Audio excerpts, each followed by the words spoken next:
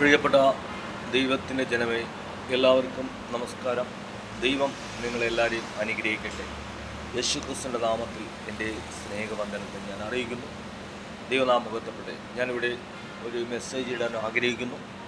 അതിന് മുമ്പ് ഒരു പാട്ടിൻ്റെ ഒന്ന് രണ്ട് വരികൾ ഞാൻ പാടാൻ ആഗ്രഹിക്കുന്നു. അത് ഞാൻ തന്നെ ചില പ്രതികൂലത്തിലായിരുന്നപ്പോൾ എൻ്റെ ഹൃദയത്തിൽ പാടിയൊരു പാട്ടാണ്. മരണം നിന്നെ വിളിക്കുമ്പോൾ തടയുവാൻ കഴിയുമോ, എതിർക്കുവാൻ കഴിയുമോ? മരണം നിന്നെ വിളിക്കുമ്പോൾ തടയുവാൻ കഴിയുമോ, എതിർക്കുവാൻ കഴിയുമോ? മരണം നിന്നെ കാറ്റത്തു പറക്കുവാൻ ക്ഷണിക്കുന്നു. മരണം നിന്നെ കാറ്റത്തു പറക്കുവാൻ ക്ഷണിക്കുന്നു. മരണം നിന്നെ വിളിക്കുമ്പോൾ തടയുവാൻ കഴിയുമോ, എതിർക്കുവാൻ കഴിയുമോ? മരണം നിന്നെ കാറ്റത്തു പറക്കുവാൻ ക്ഷണിക്കുന്നു. യഹോവയെ വിശ്വസിച്ച് നിത്യതയെ കടക്കുവാൻ കഴിയുമോ നിനക്ക്? യഹോവയെ വിശ്വസിച്ച് നിത്യതയെ കടക്കുവാൻ കഴിയുമോ നിനക്ക്? ദൈവനാമകത്വപ്പെട്ടെ. ദൈവം നിങ്ങളെല്ലാം അനുഗ്രഹിക്കട്ടെ. യഹോവയെ വിശ്വസിച്ച് ദൈവത്തിൻ്റെ വചനപ്രകാരം ഈ ലോകത്ത് നമ്മൾ ജീവിക്കാം. എന്നാൽ നമ്മൾ സ്വർഗത്ത് പോവാൻ ദൈവം നമ്മളെ സഹായിക്കും. ദൈവത്തിൻ്റെ വചനമനുസരിച്ച് ജീവിക്കുക. ലോകത്തിൻ്റെ പാപം ചെയ്യരുത്. ഞാൻ എന്നെക്കുറിച്ച് തന്നെ പറയാം. ഞാൻ നിങ്ങളെക്കുറിച്ച് പറയുന്നില്ല, ഞാൻ എന്നെക്കുറിച്ച് തന്നെ പറയാം. ഞാൻ എൻ്റെ അമ്മയുടെ വയറ്റിൽ ഒരു മാംസപിണ്ഡമായിരുന്നു എന്നെ. ചെറുതായിട്ട് എനിക്ക് കാലുകളും കൈകളും ദൈവം തന്നു. എന്നെ ഭൂമിയിലേക്ക് ദൈവം അയച്ചു. എനിക്ക് കാലുകൾ വളർന്നു, കൈകൾ വളർന്നു. എനിക്ക് തലയെടുപ്പായി. ഞാൻ നല്ല ഒരു ആരോഗ്യമുള്ള ഒരു മനുഷ്യനായി മാറിയപ്പോൾ നല്ല ആഹാരങ്ങളൊക്കെ കഴിക്കുന്നു, നല്ല വണ്ടികളൊക്കെ എനിക്കുണ്ട്, ഞാൻ യാത്ര ചെയ്യുന്നു, എനിക്ക് നല്ല വീടുണ്ട്, എനിക്ക് നല്ല വസ്തുവുണ്ട്, കാണാൻ സൗന്ദര്യമുണ്ട്, ആരോഗ്യമുണ്ട്, ആവശ്യമുള്ള സ്വത്തുക്കളുണ്ട്. എൻ്റെ കൂടെ വരുവാനും പ്രവർത്തിക്കുവാനും എനിക്ക് അനേക ആൾക്കാരുണ്ട്. ഞാൻ എന്തു പറഞ്ഞാലും ചെയ്യാൻ അതിന് തൻ്റെയിടമുള്ള പയ്യന്മാർ, നല്ല ചുറുചുറുപ്പുള്ള പയ്യന്മാർ എൻ്റെ കൂടെ ഉണ്ട്. അപ്പോൾ എനിക്കിത്തിരി അഹങ്കാരമാണ്. എന്തും ചെയ്യാൻ എനിക്ക് തൻ്റെയിടമുണ്ട്. ഇനി എന്നെ തോൽപ്പിക്കാൻ ഇവിടെ ആരുമില്ല. ഞാൻ എന്ത് വിചാരിച്ചാലും നടക്കും, ഞാൻ എന്തു പറഞ്ഞാലും ഞാൻ നടക്കും. ചില അധികാരികൾ എൻ്റെ കയ്യിലുണ്ട്. എൻ്റെ കയ്യിലെ പണം കൊണ്ട് ഞാൻ അവരെടുത്ത് എന്ത് കാര്യം പറഞ്ഞാലും അവരെനിക്ക് ചെയ്തു തരും. ഞാൻ അവരെടുത്ത് ഒരു വാക്ക് പറഞ്ഞാൽ മതി, അവരെനിക്ക് ചെയ്തു തരും. ഞാൻ അവരുടെ അക്കൗണ്ടിൽ പൈസ ഇട്ട് കൊടുക്കും. അങ്ങനെയുള്ള ഒരു തൻ്റെയിടം എനിക്കുണ്ട്, ഒരു കഴിവ് എനിക്കുണ്ട്. എന്നെ തോൽപ്പിക്കാൻ മറ്റാരുമില്ല. സഹോദരങ്ങളെ, നമ്മളെ ദൈവം ഇവിടെ ആക്കിയത് ദൈവത്തിൻ്റെ വചനമനുസരിക്കാനും വചനപ്രകാരം ജീവിക്കാനുമാണ്, അല്ലാതെ തോന്നിയതുപോലെ ജീവിക്കാനല്ല. നമുക്ക് ഇത്തിരി ആരോഗ്യം ബലമൊക്കെ വന്നപ്പോൾ മറ്റൊരുത്തൻ്റെ കാല് വെട്ടണം, മറ്റൊരുത്തൻ്റെ കൈ വെട്ടണം, മറ്റൊരുത്തൻ്റെ തല വെട്ടണം എന്നും പറഞ്ഞ് നമ്മൾ ഞാൻ നടക്കുകയാണ്. നമ്മളെ തോൽപ്പിക്കാൻ ആരുമില്ലെന്നും പറഞ്ഞ് നമ്മൾ ഞാൻ നടക്കുകയാണ്. നമ്മൾ മാംസപിണ്ഡമായിരുന്നപ്പോൾ ദൈവം നമുക്ക് ചെറിയ കാലും കൈയൊക്കെ വെച്ചു. നമ്മളെ ദൈവം ഭൂമിയിലേക്ക് അയച്ചു. പിന്നെ നമുക്ക് കാലുകൾ വളർന്നു, കൈകൾ വളർന്നു. ഇപ്പോൾ നമ്മൾ എന്തിനൊക്കെ ആണെന്നൊരു ചിന്തയാണ്. അപ്പോൾ ഞാനിപ്പോൾ എന്തിനൊക്കെ ആണെന്നൊരു ചിന്തയാണ്. സഹോദരങ്ങളെ, നമ്മളൊന്നുമല്ല. നമ്മളിപ്പോഴും വെറും മാംസപിണ്ഡമാണ്. ദൈവം നമ്മളെ വിളിച്ചു കഴിഞ്ഞാൽ ഈ ശരീരം ഇവിടെ ഇട്ടിട്ട് നമ്മളിവിടെ നിന്ന് പോയേ പറ്റൂ. അതുകൊണ്ട് നമുക്ക് അഹങ്കരിക്കാൻ ഒന്നുമില്ല. നമ്മളൊന്നുമല്ല. നമുക്ക് അഹങ്കരിക്കാൻ നമുക്കൊന്നുമില്ല. നമ്മളൊന്നുമല്ല. ഞാനൊരു ചെറിയൊരു കഥ പറയാൻ ആഗ്രഹിക്കുന്നു. ഒരിക്കൽ നല്ലൊരു മഴ പെയ്തപ്പോൾ നമ്മൾ അല്പായുസാണ്. നമ്മൾ അല്പ ദിവസം മാത്രമേ നമ്മളിവിടെ ജീവിക്കുന്നുള്ളൂ. ആ അല്പ ദിവസം ദൈവത്തെ ആരാധിച്ച് ഭയത്തോടെ ജീവിച്ചാൽ നമുക്ക് സ്വർഗരാജ്യത്ത് പോകാം. നല്ലൊരു മഴ പെയ്തപ്പോൾ ഒരുപാട് കുമ്പളകൾ വന്നു. ഒരുപാട് വേസ്റ്റുകളും പല സ്ഥലങ്ങളിൽ കിടക്കുന്ന കവറുകളും കമ്പുകളും എല്ലാം ഇങ്ങനെ ഒലിച്ചു വരികയാണ്. നല്ലൊരു മഴയത്ത് ഇങ്ങനെ എല്ലാം ഇങ്ങനെ ഒലിച്ച് വന്നുകൊണ്ടിരിക്കുകയാണ്. അങ്ങനെ നല്ലൊരു ഒഴുക്കിൽ നോക്കിയപ്പോൾ ഒരു എറമ്പ് അത് ഇങ്ങനെ ഈ മഴയത്ത് ഞാൻ നീന്തി നീന്തി പൊയ്ക്കൊണ്ടിരിക്കുകയാണ്. അപ്പോൾ അതിന് വെപ്രാളമാണ്, ഞാനിപ്പം മരിക്കുമെന്നുള്ളൊരു വെപ്രാളം ആ എറമ്പിനുണ്ട്. അപ്പോൾ ആ എറമ്പ് പെട്ടെന്ന് രക്ഷപ്പെടാൻ വേണ്ടി എങ്ങനെയെങ്കിലും രക്ഷപ്പെടണമെന്ന് ആഗ്രഹിച്ച് ആ എറമ്പ് ഇങ്ങനെ നീന്തി പൊയ്ക്കൊണ്ടിരിക്കുകയാണ്. അപ്പോൾ നീന്തി പൊയ്ക്കൊണ്ടിരിക്കുമ്പോൾ മഴയത്ത് ഒരുപാട് കുമ്മളകൾ ഇങ്ങനെ വന്നുകൊണ്ടിരിക്കും. അപ്പോൾ അതിലൊരു കുമ്മള നോക്കിയപ്പോൾ ഒരു എറമ്പ് ഇങ്ങനെ നീന്തി പൊയ്ക്കൊണ്ടിരിക്കുന്നു. അപ്പോൾ ആ എറമ്പ് മരണവെപ്രാളമെടുത്ത് അതിങ്ങനെ നീന്തിയാണെന്ന് ഈ കുമ്മളയ്ക്ക് മനസ്സിലായി. അപ്പോൾ ഈ കുമ്മള വിചാരിച്ചു ഈ എറമ്പിനെ എങ്ങനെ രക്ഷപ്പെടുത്താം. അപ്പോൾ എന്ത് ചെയ്തു, കുമ്മളയ്ക്കും അറിയാം ഞാൻ ഉടനെ മരിക്കുമെന്ന് കുമ്മളയ്ക്കും അറിയാം. അപ്പോൾ അതുകൊണ്ട് ഈ കുമ്മള എത്രയും പെട്ടെന്ന് അവിടെ നിന്നൊരു തടിക്കഷ്ണം ഇങ്ങനെ ഒഴുകി വരുന്ന ആ കുമ്മള കണ്ടു. അങ്ങനെ കുമ്മള എന്ത് ചെയ്ത് ആ തടിക്കഷ്ണത്തിലേക്ക് പോയിട്ട് ആ തടിക്കഷ്ണം തള്ളി തള്ളി തള്ളി തള്ളി ആ എറമ്പിൻ്റെ അടുത്ത് കൊണ്ടുവിട്ടു. എറമ്പിൻ്റെ അടുത്ത് കൊണ്ടുവിട്ടപ്പോൾ ഈ എറമ്പ് എന്ത് ചെയ്ത് ആ തടിക്കഷ്ണത്തിൽ കയറി രക്ഷപ്പെട്ടു. അപ്പോഴും ഈ എറമ്പിന് മനസ്സിലായി ആരോ എന്നെ സഹായിച്ചതാണ്, ആരോ എന്നെ രക്ഷിച്ചതാണെന്ന് എറമ്പിന് മനസ്സിലായപ്പോൾ എറമ്പ് ആ തടിക്കഷ്ണത്തിൽ കയറിയിട്ട് തിരിഞ്ഞ് നോക്കി ആ എന്നെ രക്ഷിച്ച ആളിനെ ഒരു നന്ദി വാക്ക് പറയാം, അല്ലെങ്കിൽ ഒരു ടാങ്ക്സ് എന്ന് പറയാൻ വേണ്ടി എറമ്പ് ഈ തടിക്കഷ്ണത്തിൽ കയറിയിട്ട് എറമ്പ് തിരിഞ്ഞു നോക്കി ടാങ്ക്സ് എന്ന് പറയാൻ വേണ്ടി തിരിഞ്ഞു നോക്കിയപ്പോൾ ആളിനെ കാണാനില്ല. കാര്യം കുമ്മളയുടെ ആയുസ് അതുവരെ ഉള്ളായിരുന്നു.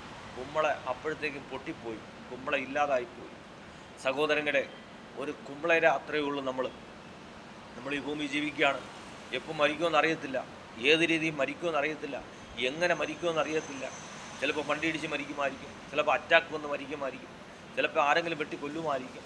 അപ്പോൾ എങ്ങനെ മരിക്കുമെന്ന് നമുക്കറിയത്തില്ല. പക്ഷേ മരണം ഉണ്ട്, അത് ഉറപ്പാണ്. പക്ഷേ എപ്പോൾ മരിക്കുമെന്ന് അറിയത്തില്ല. ജീവിക്കുന്ന നാട് വരെയും വിശുദ്ധിയിലും വേർപാടിലും ദൈവത്തിൻ്റെ വചനമനുസരിച്ച് ജീവിച്ചാൽ നമുക്ക് സ്വർഗ്ഗരാജ്യത്ത് പോകാൻ കഴിയും. ഇന്ന് രാവിലെ ഞാനൊരു വീഡിയോ കണ്ടത്, ഒരു ചർച്ചിനകത്ത് ഭയങ്കരമായ അടി നടന്നു. എന്താണ് കാര്യമെന്ന് എനിക്കറിയത്തില്ല. ഒരു ചർച്ചിനകത്ത് ഭയങ്കരമായ അടി നടന്നു. ബൈബിളിലൊരു വചനമുണ്ട്, മുൻപന്മാർ മുൻപന്മാരാകും എന്ന് പറഞ്ഞാൽ ഇപ്പോൾ ദൈവത്തെ ശക്തിയോടെ ആരാധിക്കുന്ന ആൾക്കാർ കർത്താവിൻ്റെ വരവും സമയത്ത് അവർ ചിലപ്പോൾ വഴിതെറ്റി ജീവിക്കാൻ തുടങ്ങും.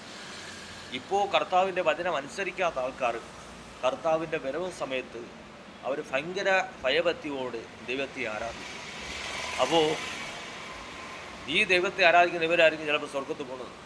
ആ സമയത്ത് ഈ ബന്ധക്കോസ്തുകാർ എന്ന് പറയുന്ന പല ആൾക്കാരും ഞാൻ സഹിതം ചിലപ്പോൾ സ്വർഗത്ത് പോകത്തില്ല, നരകത്തിലായിരിക്കും പോകുന്നത്. അതാണ് പറയുന്നത്, പിൻപന്മാർ ദൈവത്തെ ആരാധിക്കാത്ത ആൾക്കാർ ആ സമയത്ത് വളരെ ഭയഭക്തിയോടെ ദൈവത്തെ ആരാധിക്കും. അപ്പോൾ അവരായിരിക്കും സ്വർഗത്ത് പോകുന്നത്. അപ്പോൾ ഈ ഭൂമി കാണുന്ന ബന്ധക്കോസ്തുകാർ എന്ന് പറയുന്ന പല ആൾക്കാരും, യേശു എൻ്റെ കൂടെ ഉണ്ടെന്ന് പറയുന്ന പല വ്യക്തികളും, യേശുവിനെ ഞാൻ ആരാധിക്കുന്നു പറയുന്ന പല വ്യക്തികളും, കഴുത്തിൽ കുരിശിട്ടുകൊണ്ട് നടക്കുന്ന പല വ്യക്തികളും സ്വർഗത്ത് പോകത്തില്ല. സ്വർഗത്ത് പോണത് ദൈവത്തിൻ്റെ വരവും നാൾ, കർത്താവ് ഏത് ദിവസം എന്താണ് വരുന്നത്, ആ കർത്താവിൻ്റെ വരവും സമയത്ത് ആരാണ് ദൈവത്തെ ഭയഭക്തിയോടെ ആരാധിക്കുന്നത്, ഭയഭക്തിയോടെ ജീവിക്കുന്നത്, അവരാണ് സ്വർഗത്ത് പോകുന്നത്. അപ്പോൾ ഭയങ്കരമായ ഒരു ചർച്ചിനകത്ത് നടക്കുന്നത് ഞാൻ രാവിലെ കണ്ടു. സഹോദരങ്ങളെ, എന്തിനാണ് നിങ്ങൾ ചർച്ചിൽ കിടന്ന് അടികൂടുന്നത്? അതുകൊണ്ട് എന്താണ് നിങ്ങൾക്ക് ഗുണം? ദൈവത്തെ ആരാധിക്കുന്ന നിങ്ങൾ ചർച്ചിനകത്ത് കിടന്ന് അടികൂടിയിട്ട് അതുകൊണ്ട് എന്തിനാണ് ഗുണം? ദൈവനാമം ദുഷിക്കപ്പെടുന്നതല്ലാതെ ദൈവനാമം മഹത്വപ്പെടുന്നില്ലല്ലോ. വചനം പഠിപ്പിക്കുന്നു, അവരുടെ ഹൃദയത്തിൽ എന്നെ അവർ സ്വീകരിക്കുന്നില്ല. സഹോദര, നിൻ്റെ ഹൃദയത്തിൽ യേശുവില്ല. നീ ചിലപ്പോൾ കഴുത്തിൽ കുരിശിട്ടുകൊണ്ട് നടക്കുകയായിരിക്കും, ചിലപ്പോൾ യേശുവിന് വേണ്ടി പ്രവർത്തിക്കുന്ന വ്യക്തിയായിരിക്കും, ചിലപ്പോൾ യേശുവിന് വേണ്ടി അധ്വാനിക്കുന്ന വ്യക്തിയായിരിക്കും. സഹോദര, യേശു നിൻ്റെ ഹൃദയത്തിൽ ഇല്ലെങ്കിൽ നീ യേശുവിനെ ആരാധിച്ചിട്ട് യാതൊരു കാര്യമില്ല. അപ്പോൾ നീ യേശുവിനെ ആരാധിക്കുന്നെങ്കിൽ നിൻ്റെ ഹൃദയത്തിൽ യേശു വേണം, വളരെ ക്ഷമ വേണം, വളരെ താഴ്മ വേണം, വളരെ സൈലൻ്റ് ആയിരിക്കണം. നമ്മൾ ഈ ഭൂമി ജീവിക്കുമ്പോൾ വളരെ ക്ഷമയോടും വളരെ കരുതലോടും വളരെ താഴ്മയോടും വളരെ സൈലൻ്റ് ആയിരിക്കണം. സൈലൻ്റായിട്ട് നമ്മൾ ജീവിച്ചാൽ മാത്രമേ നമുക്ക് സ്വർഗ്ഗരാജ്യത്ത് പോകാൻ പറ്റൂ. എന്നാൽ ദൈവത്തെ ആരാധിക്കാൻ നമ്മൾ ചുടുചുടുപ്പായിട്ട് നിൽക്കണം, ദൈവത്തിൻ്റെ വേല ചെയ്യുക നമ്മൾ ചുടുചുടുപ്പായിട്ട് നിൽക്കണം, പ്രസംഗിക്കാനും നല്ല ഇതായിട്ട് നിൽക്കണം. പക്ഷേ നമ്മൾ വളരെ ക്ഷമയോടും വളരെ കരുതലോടും വളരെ സൈലൻ്റായിട്ട് നമ്മൾ ജീവിക്കണം. ഒരിടത്തും ഒരു പ്രശ്നവും നമ്മൾ കൂടെ ഉണ്ടാകാൻ പാടില്ല. കാര്യം ഈ കുമ്മള, ഈ ഞാൻ പറഞ്ഞ കഥയിൽ ഈ കുമ്മള ആ എറമ്പിനെ രക്ഷിക്കാൻ വേണ്ടി ആ തടിക്കഷ്ണം കൊണ്ട് വിട്ടുകൊടുത്തു. ആ തടിക്കഷ്ണത്തിൽ എറമ്പ് കയറിയിട്ട് തിരിഞ്ഞ് എന്നെ സഹായിച്ചവനെ ഒന്ന് ടാങ്ക്സ് പറയാം, ഒരു ടാങ്ക് പറയാമെന്ന് പറഞ്ഞ് എറമ്പ് തിരിഞ്ഞ് നോക്കിയപ്പോൾ ആ കുമ്മള കാണാവില്ല, ആ കുമ്മള പൊട്ടിപ്പോയി. സഹോദര, അത്രയേ ഉള്ളൂ. നീ എന്നാണ് പൊട്ടിപ്പോണതെന്ന് അറിയത്തില്ല, നീ എന്നാണ് മരിക്കുന്നതെന്ന് അറിയത്തില്ല. നിൻ്റെ സ്വത്തും കാര്യങ്ങളും ഈ ആഡംബര ജീവിതവും ഒന്നുമല്ല. നിന്നെ ദൈവം വിളിക്കുമ്പോൾ നീ ഇവിടുന്ന് പോയേ പറ്റും. ബൈബിളൊരു വ്യക്തി പറയുകയാണ്, തിന്നുക, കുടിക്കുക, ആനന്ദിക്കുക, സന്തോഷിക്കുക, സുഖിക്കുക. അപ്പോൾ ദൈവം അവനോട് ചോദിക്കുകയാണ്, മൂഢ, നിൻ്റെ ആത്മാവിനെ ഞാൻ ഇപ്പോൾ എടുത്ത നീ ഒരുക്കി വെച്ചതൊക്കെ ആർക്കാവും? സഹോദരങ്ങളെ, നമ്മളിവിടെ ജീവിക്കുമ്പോൾ പറയാണ്, തിന്നുക, കുടിക്കുക, ആനന്ദിക്കുക, സന്തോഷിക്കുക, വേറൊന്നും വേണ്ട, ദൈവം വേണ്ട, ഒന്നും വേണ്ട. ദൈവം, ചില ആൾക്കാർ പറയുന്നുണ്ട് ദൈവമില്ല എന്ന് ചില ആൾക്കാർ പറയുന്നുണ്ട്. പക്ഷേ ബൈബിളിൽ പറയുന്നു, ദൈവം ഇല്ല എന്ന് പറയുന്നവൻ മൂഢനാകുന്നു, അവൻ മൂഢനാണ്. ദൈവമില്ല എന്ന് പറയുന്നവൻ മൂഢനാണ്. ദൈവത്തിൻ്റെ വചനം തെറ്റാണെന്ന് പറയുന്നവൻ മൂഢനാണ്. അപ്പോൾ സഹോദരങ്ങളെ, ദൈവമുണ്ട്. പക്ഷേ ഈ ഭൂമിയിൽ കാണുന്ന കൈപ്പണിയായ മനുഷ്യൻ്റെ കെട്ടിടങ്ങൾ, ഈ ഭൂമിയിൽ ഒരുപാട് കെട്ടിടങ്ങൾ മനുഷ്യൻ ഉണ്ടാക്കിയിട്ടുണ്ട്. പല സ്ഥലങ്ങളിലായിട്ട് അവിടെ എവിടെയായിട്ട് ഒരേ കെട്ടിടങ്ങൾ ഉണ്ടാക്കിയിട്ടുണ്ട്. ഈ കെട്ടിടങ്ങളിലൊന്നും ഭൂമിയിൽ ഒരിടത്തും ദൈവം വസിക്കുന്നില്ല. ഈ ഭൂമിയിൽ ഒരിടത്തും ദൈവം വസിക്കുന്നില്ല. മനുഷ്യൻ്റെ കൈപ്പണിയായ കെട്ടിടങ്ങളിൽ ദൈവം വസിക്കുന്നില്ല. ദൈവം വസിക്കുന്ന ഒരേ ഒരു സ്ഥലമേ ഉള്ളൂ. ദൈവം തന്നെ പറയുന്നു, എൻ്റെ ആലയത്തെ നശിപ്പിക്കുന്നവനെ ഞാനും നശിപ്പിക്കും, നിന്നെ വിടിയിപ്പാൻ ആരും ഉണ്ടാകത്തില്ല. ഹല്ലേലൂയ. നിൻ്റെ ആലയത്തെ നശിപ്പിക്കുന്നവനെ ഞാനും നശിപ്പിക്കും, നിന്നെ വിടിയിപ്പാൻ ആരും ഉണ്ടാകത്തില്ല. അപ്പോൾ ദൈവത്തിൻ്റെ ആലയം എന്ന് പറയുന്നത് ഈ ഭൂമി കാണുന്ന മനുഷ്യൻ്റെ കൈപ്പണിയായ കെട്ടിടങ്ങളോ ഫ്ലാറ്റുകളോ അല്ല. ദൈവത്തിൻ്റെ ആലയം എന്ന് പറയുന്നത് മനുഷ്യൻ്റെ ശരീരമാണ്. ഈ മനുഷ്യൻ്റെ ശരീരമാണ് ദൈവത്തിൻ്റെ ആലയം. ദൈവം പറയുന്നു, എൻ്റെ ആലയത്തെ നശിപ്പിക്കുന്നവനെ ഞാനും നശിപ്പിക്കും. ദൈവത്തിൻ്റെ ആലയം എങ്ങനെ നശിക്കുന്നു? പള്ളി കടന്ന് അടികൂടുമ്പോൾ ദൈവത്തിൻ്റെ ആലയം നശിക്കുന്നു. മദ്യം കുടിക്കുമ്പോൾ ദൈവത്തിൻ്റെ ആലയം നശിക്കുന്നു. തെറി വിളിക്കുമ്പോൾ ദൈവത്തിൻ്റെ ആലയം നശിക്കുന്നു. മറ്റൊരുത്തിന് പാര വയ്ക്കുമ്പോൾ ദൈവത്തിൻ്റെ ആലയം നശിക്കുന്നു. അപ്പോൾ സഹോദരങ്ങളെ, ഇങ്ങനെയുള്ള പ്രവൃത്തികൾ നീ ശരീരത്തിരിക്കുമ്പോൾ ചെയ്യുമ്പോൾ ദൈവം പറയുന്നു, എൻ്റെ ആലയം നശിക്കുന്നു. അപ്പോൾ എൻ്റെ ആലയത്തെ നശിപ്പിക്കുന്നവനെ ഞാനും നശിപ്പിക്കും, നിന്നെ വിടിയിപ്പാൻ ആരും ഉണ്ടാകത്തില്ല. ദൈവം പറയുന്നു, എൻ്റെ ആലയത്തെ നശിപ്പിക്കുന്നവനെ ഞാൻ നശിപ്പിക്കുന്നു. സഹോദരങ്ങളെ, ദൈവത്തിൻ്റെ ആലയം ഈ ഭൂമിയിൽ കാണുന്ന മനുഷ്യൻ്റെ കൈപ്പണിയായ ഒരു കെട്ടിടങ്ങളുമല്ല. ദൈവത്തിൻ്റെ ആലയം മനുഷ്യൻ്റെ ശരീരമാണ്. ദൈവം പ്രസാദിക്കാൻ വേണ്ടി നമ്മൾ എന്ത് നേർച്ചകൾ, കാഴ്ചകൾ എന്ത് ചെയ്താലും അതുകൊണ്ടൊന്നൊരു നേട്ടമില്ല. ഒരിക്കൽ ഞാൻ ഒരാളുടെ അടുത്ത് സംസാരിച്ചപ്പോൾ അയാൾ ഇങ്ങനെയാണ് പറഞ്ഞത്, എനിക്ക് ജോലിയുണ്ട്, എൻ്റെ ജോലി മറ്റുള്ള അവിടെ വരുന്ന വ്യക്തികൾ എന്തെങ്കിലും പ്രശ്നങ്ങൾ ഉണ്ടാക്കിയ അവരെ അടിക്കുക, അവരെ ഇടിക്കുക, അവരെ അവിടെ നോട്ടിക്കുക, ഇതാണ് എൻ്റെ ജോലി.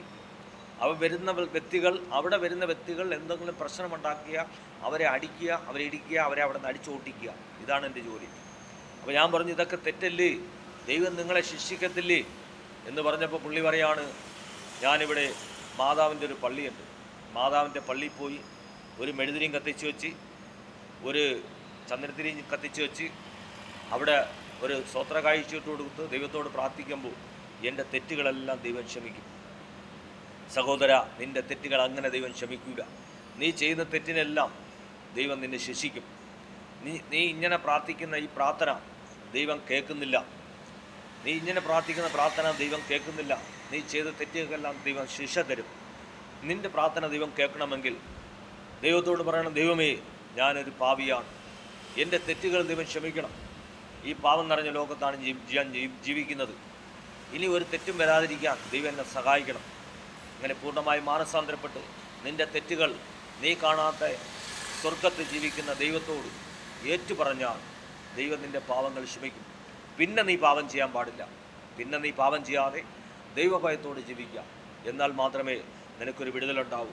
അല്ലാതെ നീ ഇങ്ങനെ പോയി മെഴുതിരിയും കത്തിച്ച് ചന്ദനത്തിരിയും കത്തിച്ച് വെച്ച് ചെറിയ സ്വത്രക്കാഴ്ച ഇട്ടിട്ട് വീണ്ടും വന്ന് ആൾക്കാരെയും അടിക്കുകയും ഇടിക്കുകയും ചീത്ത വിളിക്കുകയും ചെയ്യുമ്പോൾ നിനക്ക് എങ്ങനെ മോചനം കിട്ടും? നിനക്ക് എങ്ങനെ ആത്മാവിന് ശാന്തി കിട്ടും? നിനക്ക് ആത്മാവിന് ശാന്തി കിട്ടത്തില്ല. അപ്പോൾ ഇവിടെ ഒരുത്തൻ പറയുകയാണ്, തിന്നുക, കുടിക്കുക, ആനന്ദിക്കുക, എനിക്ക് അതിനു വേണ്ടി സ്വത്തുണ്ട്, എൻ്റെ അതിനു വേണ്ടി ആൾക്കാരുണ്ട്, ഉല്ലാസമായിട്ട് ജീവിക്കുക, സന്തോഷമായിട്ട് ജീവിക്കുക. സഹോദര, നിൻ്റെ ആത്മാവിനെ ദൈവം ഇപ്പം എടുത്തു കഴിഞ്ഞാൽ നീ എവിടെ പോകും? ഈ ഒരുക്കി വെച്ച സ്വത്തുക്കളൊക്കെ എന്ത് ചെയ്യും? ഒന്നീ നിൻ്റെ മക്കളെ ഏറ്റെടുക്കും, അല്ലെങ്കിൽ സർക്കാർ ഏറ്റെടുക്കും. നിനക്ക് അതുകൊണ്ട് യാതൊരു പ്രയോജനമില്ല സഹോദര. നിൻ്റെ സ്വത്തിലൊന്നും ഒരു കാര്യവുമില്ല. നീ എപ്പോൾ വേണമെങ്കിലും മരിക്കാം. അതുകൊണ്ട് സഹോദര, ദൈവഭയത്തോടെ പൂർണ്ണമായി മാനസാന്തരപ്പെട്ട് വിശുദ്ധിയിലും വേർപാടിലും മറ്റൊരുത്തനെ ഉപദ്രവിക്കാതെ സന്തോഷത്തോടെ ദൈവഭയത്തോടെ ദൈവത്തെ ആരാധിച്ച് ജീവിച്ചാൽ നിനക്ക് സ്വർഗ്ഗരാജ്യത്തിൽ പോകാൻ പറ്റും. ദൈവവചനത്തിൽ ജീവിക്കാൻ നിങ്ങളെല്ലാവരും ശ്രമിക്കുക. യഹോവയായ ദൈവം പറയുന്നു, ഞാൻ ഉറങ്ങുന്നില്ല, ഞാൻ മയങ്ങുന്നില്ല. നിൻ്റെ പ്രവൃത്തികളെ ഞാൻ കണ്ടുകൊണ്ടിരിക്കുന്നു, നീ പറയുന്ന കാര്യങ്ങളെ ഞാൻ കേട്ടുകൊണ്ടിരിക്കുന്നു, ഞാനെല്ലാം കണ്ടുകൊണ്ടിരിക്കുന്നു. ഹല്ലേലൂയ. ഇവിടെ നമ്മൾ ഒരുപാട് ക്യാമറകൾ മനുഷ്യൻ കണ്ടുപിടിച്ചു. പല രീതിയിലുള്ള ക്യാമറ, ക്വാളിറ്റിയുള്ള ക്യാമറകൾ, ക്വാളിറ്റി ഇല്ലാത്ത ക്യാമറകൾ, അങ്ങനെ കൂടിയതും കുറഞ്ഞതുമായൊക്കെ വില കുറച്ചും വില കൂട്ടിയൊക്കെ ഒരുപാട് ക്യാമറകൾ ഇവിടെ ഉണ്ട്.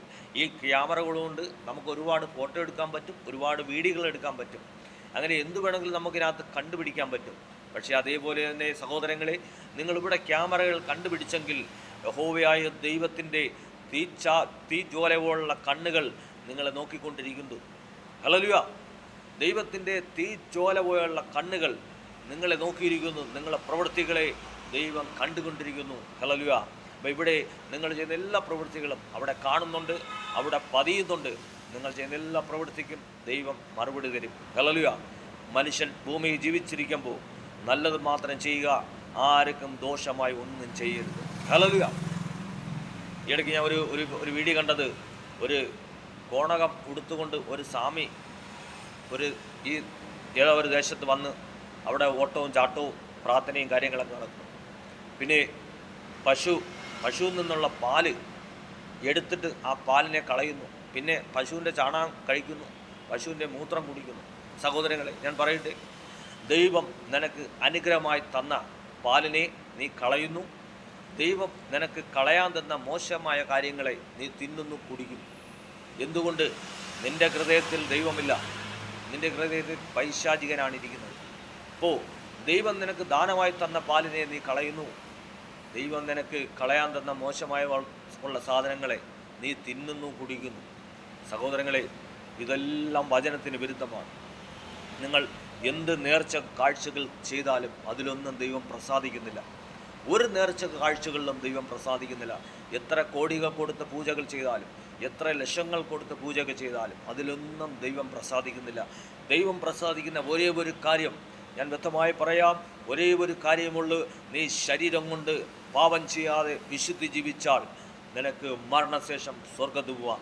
ഇല്ലാതെ എത്ര കോടികൾ കൊടുത്ത് പൂജ ചെയ്താലും, എത്ര ലക്ഷങ്ങൾ കൊടുത്ത് പൂജ ചെയ്താലും അതിലൊന്നും യാതൊരു കാര്യവുമില്ല, അതിലൊന്നൊരു വിടുതലുമില്ല. നീ ഭൂമിയിൽ ജീവിച്ചിരിക്കുമ്പോൾ വിശുദ്ധി ജീവിക്കുക, പാപം ചെയ്യാതിരിക്കുക, മറ്റുള്ള വ്യക്തികളെ സ്നേഹിക്കുക, നിൻ്റെ സാമ്പത്തികമുണ്ടെങ്കിൽ മറ്റുള്ളവരെ സഹായിക്കുക.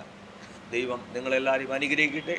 ആയിരിക്കുന്ന മനുഷ്യൻ ഭയത്തോടും വിറയലോടും ദൈവത്തെ സേവിച്ചുകൊണ്ട് മരണം മുന്നിൽ കണ്ടുകൊണ്ട് ജീവിക്കുക. ഹല്ലേലൂയ. നിൻ്റെ മരണം മുന്നിൽ കണ്ടുകൊണ്ട് ജീവിക്കുക. ഒരേ ദിവസം നീ രാവിലെ ഉറക്കെണീക്കുമ്പോൾ നിൻ്റെ മരണം മുന്നിൽ കാണണം. നിൻ്റെ മരണം മുന്നിൽ കാണണം. ഞാൻ എന്ന് മരിക്കുമെന്ന് അറിയത്തില്ല, ഞാൻ ഇന്ന് മരിക്കുമോ നാളെ മരിക്കുമോ അത് അടുത്ത ആഴ്ച മരിക്കുമെന്ന് അറിയത്തില്ല. നിനക്ക് ഇന്ന് രാവിലെ ഉറക്കമെണീക്കുവാൻ ദൈവം ഭാഗ്യം തന്നെങ്കിൽ മരണം മുന്നിൽ കണ്ട് ജീവിക്കുക.